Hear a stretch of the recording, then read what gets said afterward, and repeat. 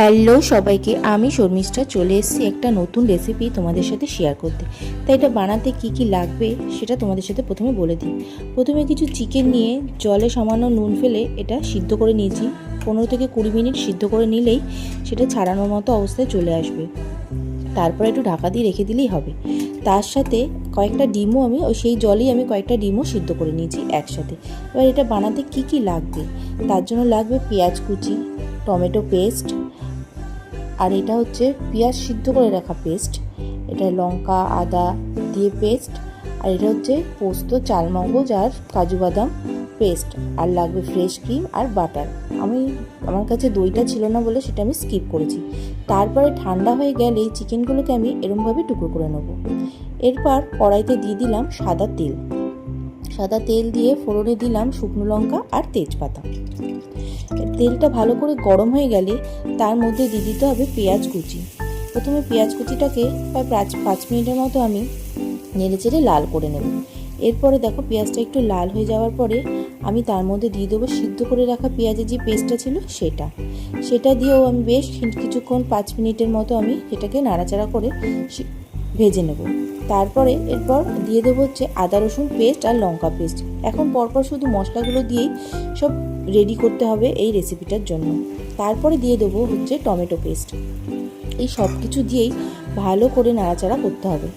এরপরে যখন দেখবে একটু তেল ছেড়ে এসছে, তারপর দিয়ে দেবো হচ্ছে নুন, হলুদ, ধনে জিরের গুঁড়ো আর শুকনো লঙ্কার গুঁড়ো আর হচ্ছে কাশ্মীরি লঙ্কার গুঁড়ো।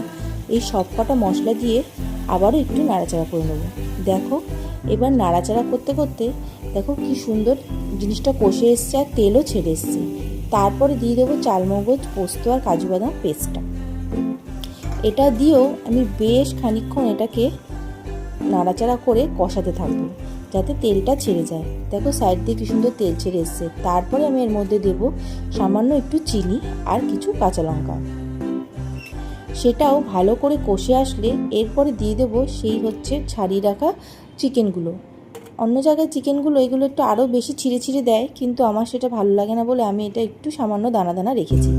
জল লাগলে সেই চিকেনের স্টুটা আছে সেটাই ব্যবহার করবে, অন্য জল কিন্তু দেবে না, এমনি কাঁচা জল।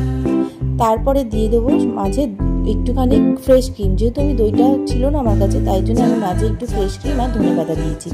সেটা দিয়েও বেশ কিছুক্ষণ কষানোর পর আমি যে ডিমগুলো সিদ্ধ করে রেখেছিলাম সেগুলোকে এরকম স্লাইস করে কেটে নিতে হবে।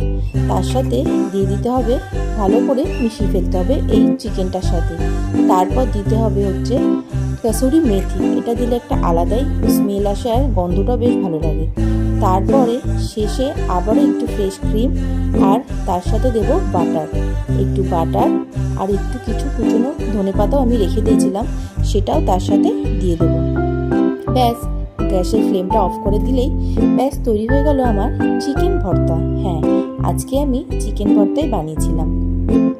এটা রুমাল রুটি, তন্দুর রুটি বা ঘরে হাত রুটি দিয়েও বেশ সুন্দর লাগে খেতে। রেসিপিটা ভালো লাগলে অবশ্যই ট্রাই করুন। টাটা।